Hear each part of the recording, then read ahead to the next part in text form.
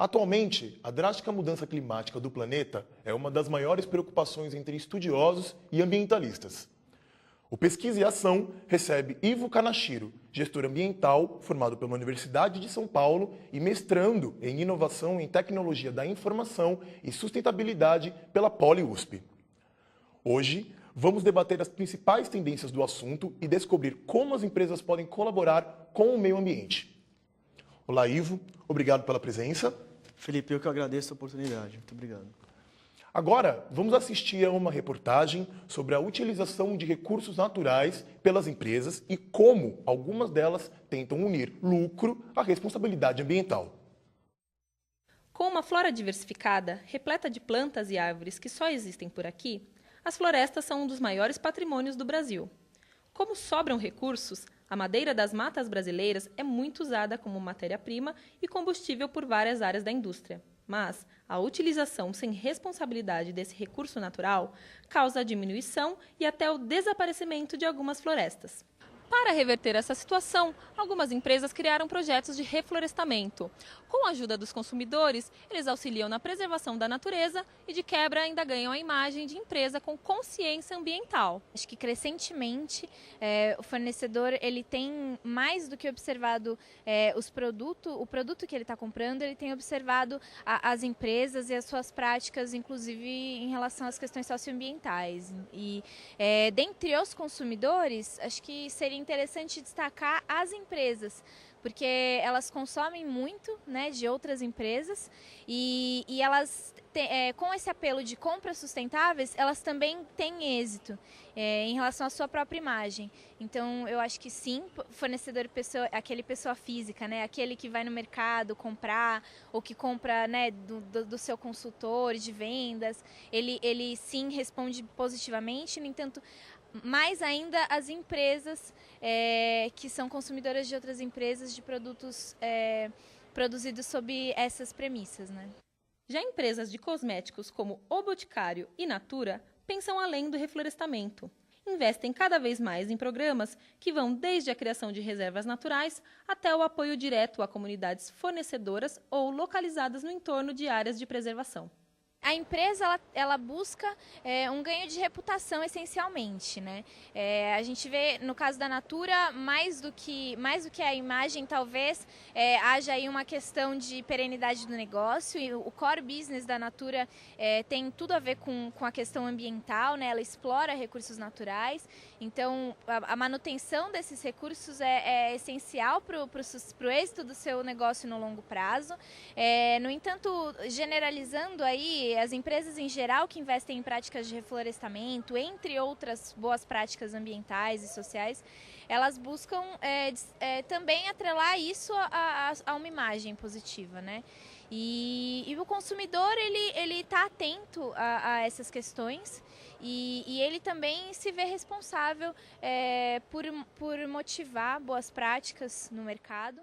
Ivo, como nós vimos na reportagem, algumas empresas começaram a se adequar à tendência sustentável. Só que, infelizmente, ela não é 100% aderida pelas empresas brasileiras. Na sua tese, você diz que as empresas devem se preparar para os impactos das mudanças climáticas. De que forma isso pode acontecer?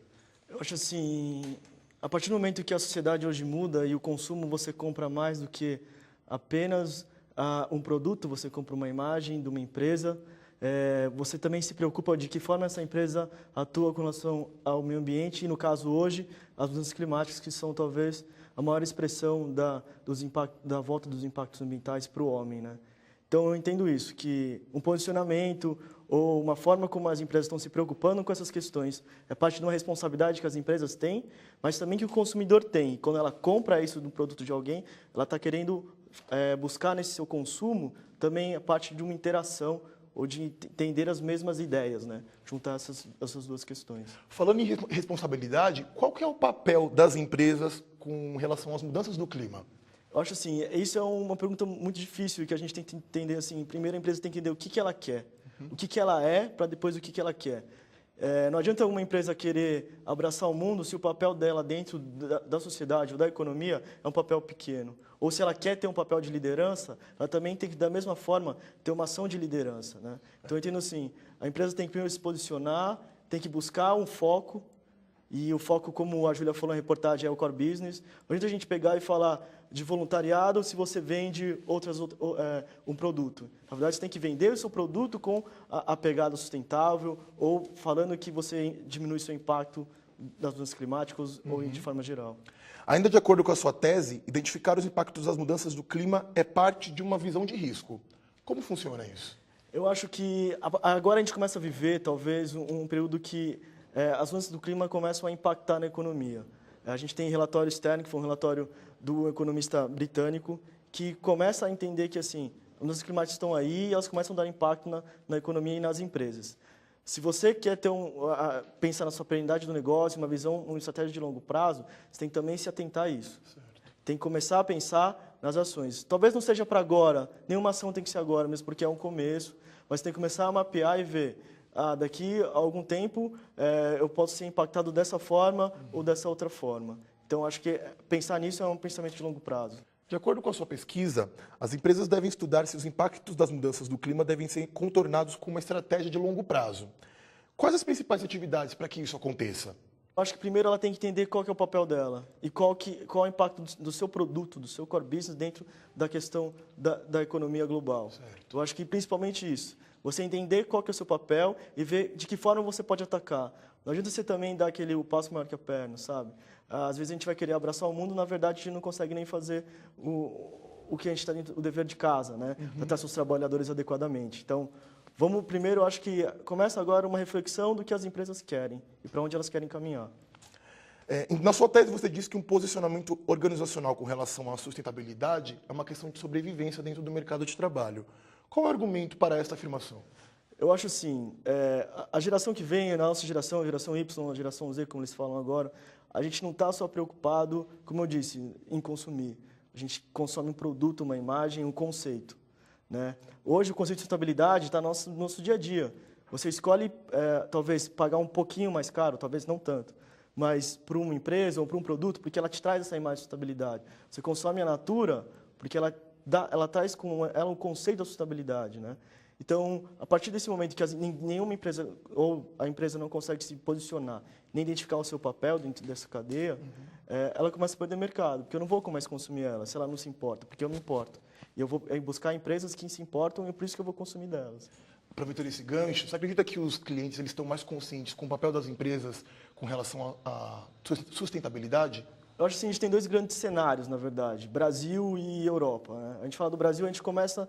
É o caminho ainda, né? É muito incipiente. Na Europa, eu vejo algumas empresas já, um movimento de consumidores que estão dispostos a pagar mais por um produto. O Brasil, acho que é o começo, acho que a economia está crescendo e, a partir do momento que as pessoas têm mais disponibilidade para pagar, ela vai começar a fazer esse tipo de escolha. Lógico que é um problema educacional também, é uma evolução como sociedade em si, né? Mas eu acho que daqui a um horizonte de 10 a 15 anos, as empresas têm que começar a pensar nisso, sim. No Brasil, qual área está mais ameaçada? A agricultura ou a indústria? Olha, pelo que eu tenho lido e tenho visto, eu acho que a gente vende commodities. Então, a agricultura, para mim, é mais ameaçado. Mas também tem dois aspectos, né? A gente fala de eventos extremos, são eventos que, de alguma forma, são chuvas muito intensas ou secas, são eventos climáticos, né? Extremos climáticos. Para a agricultura, ela é mais sensível para essas questões. Alguns cultivos no Brasil têm esse tipo de maior sensibilidade. Então, acho que de agora, de imediato, num horizonte assim, imediato, quando falamos de climática, são 20 anos. Mas a agricultura talvez tenha que começar a pensar mais, né, se ela tem que mudar o cultivo ou buscar outro tipo de alternativa. E de que forma a agricultura, se não pensasse deste modo, impactaria na vida das pessoas, no consumo? Eu vejo assim, você vai ter que investir, os agricultores vão ter que investir mais para manter uma produção. Esse investimento vai ser repassado ao consumidor. E aí, então, você provavelmente vai pagar muito mais por um produto do que você pagaria anteriormente. A gente cai, talvez, numa outra questão que, assim, eu vejo que as mudanças climáticas elas vão impactar justamente as populações mais carentes. Porque são elas que estão em áreas de risco, são elas que têm menos dinheiro para pagar por um alimento mais saudável, algum tipo ou para se alimentar de forma geral. Tá. Falando de eventos extremos, gostaria que você explicasse para a gente Como que este tipo de atividade representa um risco para as empresas?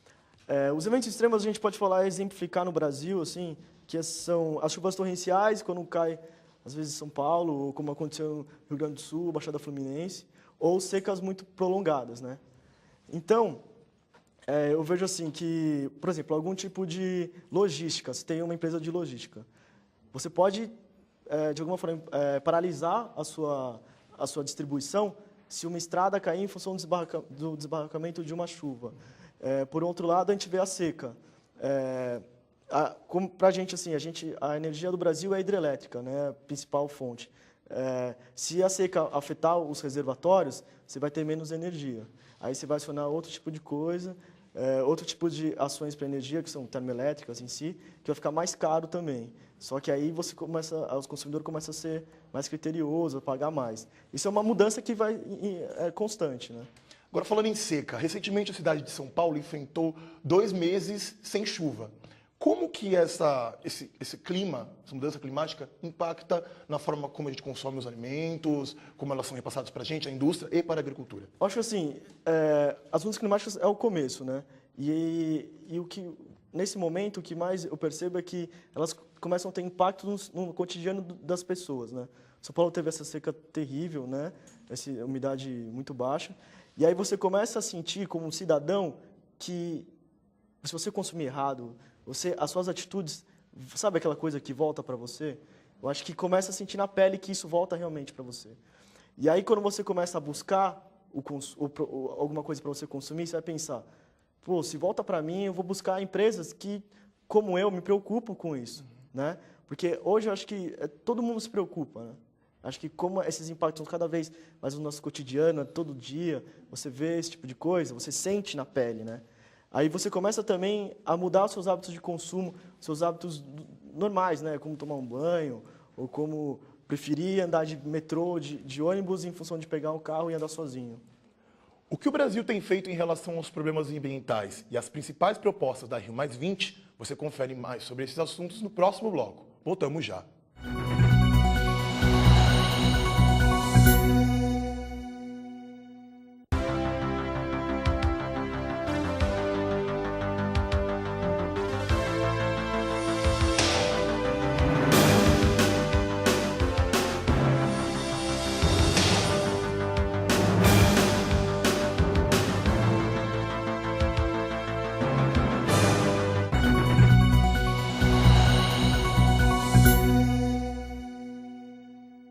Continuamos a nossa conversa com Ivo Kanashiro, gestor ambiental formado pela Universidade de São Paulo e mestrando em Inovação e Tecnologia da Informação e Sustentabilidade pela Poli-USP. Ivo, com relação às mudanças climáticas, o que tem sido feito no Brasil quanto no restante do mundo? Eu acho assim, a primeira coisa que tem que ser feito são pesquisas. Eu acho que tem um avanço muito grande nas pesquisas. Mas, por outro lado, não só de pesquisas você vai ter ações, né? Então, eu acho que políticas públicas, tanto os acordos internacionais mais rigorosos e políticas públicas nacionais, também devem ser elaboradas, devem ser discutidas, debatidas com a sociedade em geral. Com relação às negociações internacionais, quais os principais desafios enfrentados para se alcançar um acordo que contribua para o combate às alterações do clima? A minha opinião pessoal, talvez um pouco polêmica aqui, o protocolo de Kyoto morreu. A partir do momento que você não tem Estados Unidos e China com um posicionamento forte, você não tem um acordo que seja realmente válido, porque hoje são os dois grandes players do mercado. Se eles não assumem metas, os demais países não têm um papel tão representativo como esses dois países, acho que nos impactos das mudanças climáticas. Eu acho que isso deve ser feita uma revisão do protocolo, talvez com maiores compromissos e compromissos mais verdadeiros. O mundo tinha uma expectativa muito grande com o Obama, pela equipe técnica que hoje ele tem, né? Mas, infelizmente, essa equipe técnica não foram traduzidas em ações e políticas que pudessem desencadear que o resto do mundo acompanhe. E assim né? Os Estados Unidos hoje lançam tendências econômicas e o mundo meio que segue atrás. Se eles também não forem, tiverem talvez indo para cima dessa questão, a coisa fica muito morna, eu acho. E você acredita que o Brasil tem feito um papel relevante ou as outras nações internacionais elas estão um passo à frente de nós? Eu acho que o Brasil ele tem muita oportunidade de fazer coisas relevantes, né? Hoje em dia, a gente tem o nosso grande principal problema é desmatamento e queimadas. O Brasil tem investido sim nisso e tem os índices, eles estão balançando, mas de alguma forma existe uma redução. Mas minha opinião pessoal é que é muito pouco, né? O Brasil tem um potencial de fazer grandes coisas e às vezes talvez subestime e talvez não queira apostar nesse novo modelo econômico, eu acho. Ivo, qual a visão do governo quando se fala de empresas sustentáveis? Qual o posicionamento dele com relação a isso? Eu acho que o governo ele tem dado muito apoio, né? Ele tem, de alguma forma, apoiado em eventos, apoiado em políticas, mas pode ser mais. A minha visão é de que as coisas realmente vão ter uma aceleração forte, as ações, se tiverem políticas públicas, né?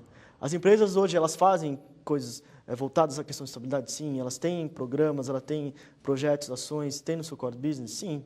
Mas é uma questão de regulação do mercado e muitas vezes essa regulação é muito lenta. Não sei se o planeta também tem esse mesmo timing, entendeu? E o que seriam essas políticas públicas? Eu acho que, assim, políticas setoriais ou de alguma forma que estabeleçam, por exemplo, uma empresa deve reduzir a sua emissão em tanto a cada ano.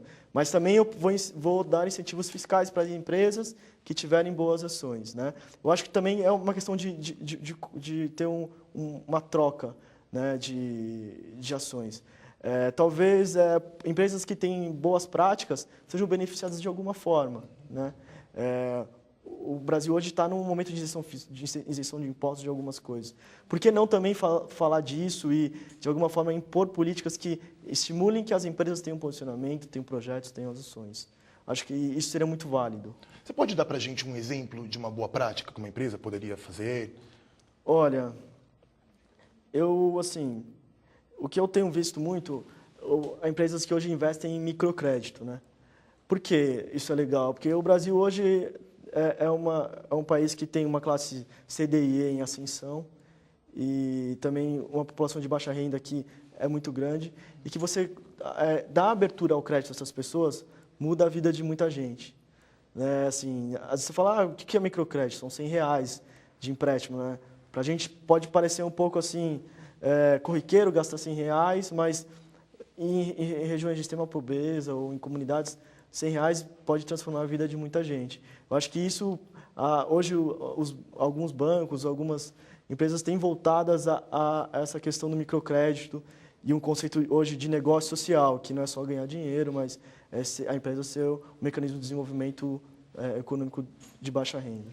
Em 2012, o Brasil foi sede da Conferência das Nações Unidas sobre Desenvolvimento Sustentável, a Rio+20. O que você achou das propostas apresentadas e elas tiveram algum impacto?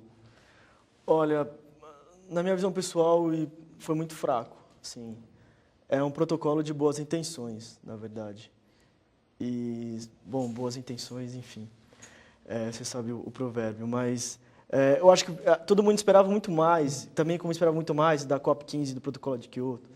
Então, eu acho que falta ainda um posicionamento, falta alguém liderar, alguém de peso, né? Assim, algum país que não tem uma representatividade na economia liderar, não sei se é tão válido, entendeu? Porque não vai ter um peso econômico.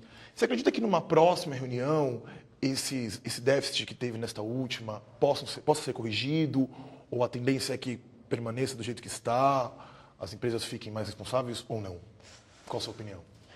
Eu sou positivista, assim, de vários aspectos, mas eu acho esse um ponto um pouco difícil, porque não vejo nenhuma liderança mundial que fale abertamente, que tenha uma posição firme com relação a isso, né? É muito difuso ainda, assim, a gente não fala... Bom, o cara que fala de mudança climática e estabilidade é esse cara. Você não consegue lembrar, nem eu, acho que ninguém consegue. Então, e hoje eu acho que o mundo precisa de líderes, né? Um líder que consiga dar um norte ou ter um papel, né?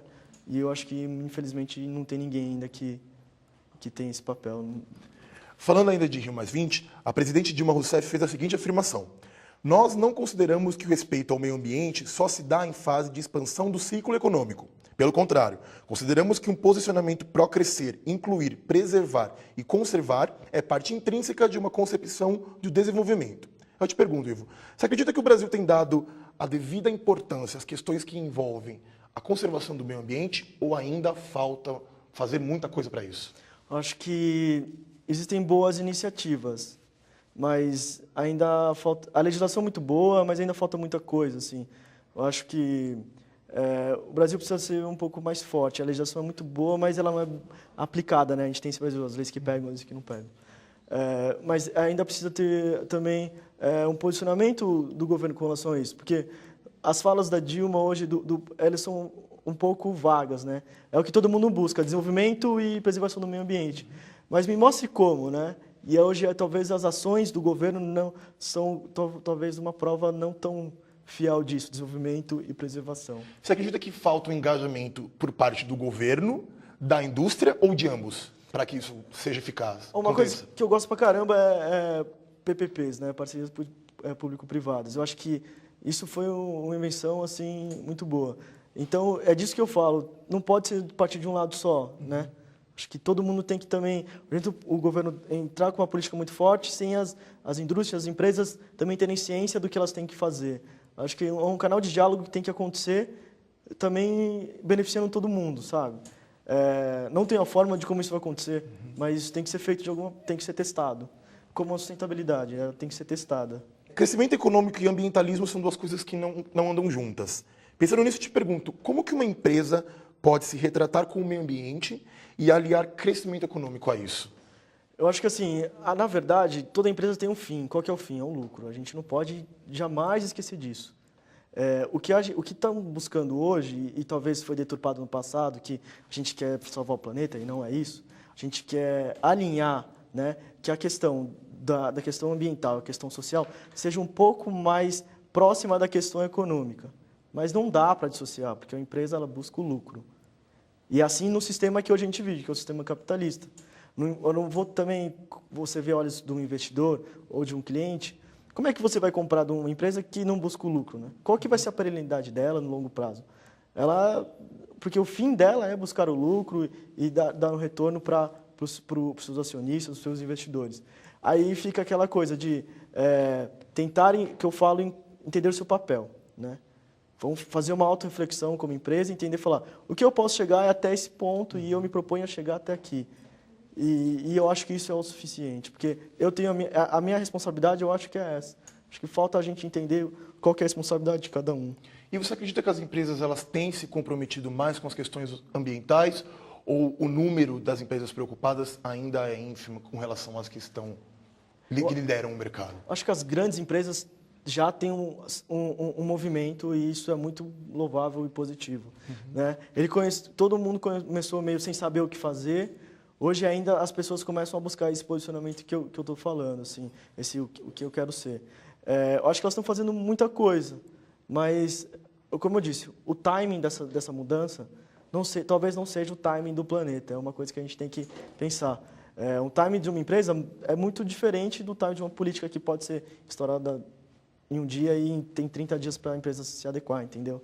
É esse tipo de coisa que eu penso hoje. Mesmo no número reduzido, de que forma as ações dessas empresas comprometidas com o meio ambiente podem impactar na nossa vida? Eu acho assim, quando a empresa começa a entender seus impactos, né, no meio ambiente, mudanças climáticas, e de alguma forma ter programas para mitigar, isso já é um ponto super positivo, né? Porque cai daquela coisa que eu só tenho que produzir e te vender, né? Eu tenho minha responsabilidade, eu acho que eu tenho que, de alguma forma, mitigar os impactos que eu faço. Quando você consome essa empresa e dá, talvez, o crédito para ela, né? Estou consumindo porque eu acho que você faz uma coisa legal. Você incentiva, isso também devolve para uma cadeia. Afinal, todos somos uma teia ligada e todas as nossas ações, de alguma forma, refletem em algum ponto. Apesar de estarem aparentemente preocupadas com as consequências do clima, muitos países que assinaram o protocolo de Kyoto há 14 anos não cumpriram as metas estabelecidas, como você mesmo já disse, aumentando assim mais em 10% as suas emissões.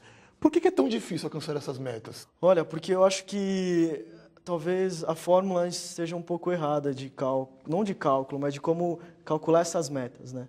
Porque a emissão está ligada ao crescimento econômico, né? Então, pensar, será que meta de fato é o mecanismo?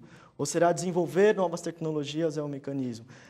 Eu acho que o protocolo de Kyoto tentou, de alguma forma, foi a primeira tentativa, apesar de eu acho que ele não ter dado o certo, sim. Mas talvez essa questão da meta talvez não seja o principal caminho, né? Nesse momento. Primeiro, a gente tem que ver de que forma eu contribuo, de que forma eu posso me doar. Talvez seja esse tipo de coisa. Ivo, para fechar o programa, eu te pergunto, você acha que nós estamos mesmo destruindo o planeta ou somos vítimas da exploração comercial do fim do mundo? Eu acho que a gente não consegue dissociar isso, né? Porque a gente está dentro de um sistema que busca um desenvolvimento a partir do lucro, né? Todo mundo é responsável pelo que você consome. A gente não pode falar, eu estou fora. Não, você está dentro, todo mundo está dentro. Eu acho que faz parte, né? A sociedade hoje se moldou nesse sistema. Então a gente tem que, de alguma forma, buscar dentro desse sistema uma forma de preservar o meio ambiente. Não dá para falar que eu sou uma bolha dentro de todo um sistema, entendeu? Isolado. Quero agradecer a presença do Ivo Kanashiro, gestor ambiental e mestrando em inovação em tecnologia da informação e sustentabilidade pela PoliUSP, que conversou conosco sobre as mudanças climáticas. Ivo, muito obrigado. Felipe, eu que agradeço a oportunidade. Muito obrigado também. Agradecemos a todos pela audiência e até o próximo programa.